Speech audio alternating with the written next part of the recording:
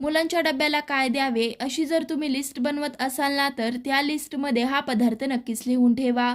बनवायला तर सोपा पण पौष्टिक देखील. त्यासाठी एका थाळीमध्ये 1.5 वाटी ज्वारीचं पीठ, पाव वाटी बेसन, पाव वाटी गव्हाचं पीठ, 1 चमचा लसूण मिरचीची पेस्ट, पाव चमचा हळद, 1 चमचा जिरे, 1 चमचा धने पावडर, चवीनुसार मीठ, अर्धा चमचा ओवा हातावरती क्रश करून घालूयात.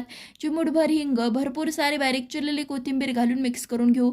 लागेल तसा 1 ग्लास ताकाचा वापर करून पीठ मळून घ्यायचं आहे. सगळं ताक घालून पीठ मळून घेतलं आहे. मिडियम साईजचा गोळा काढून एकसारखा करून सुकं पीठ भरभरून पातळ असं धपाट थापून घ्यायचं आहे. बघू शकताय इथे मी हे पातळ असं धपाट थापून घेतलं आहे. चला तर आता भाजून घेऊ.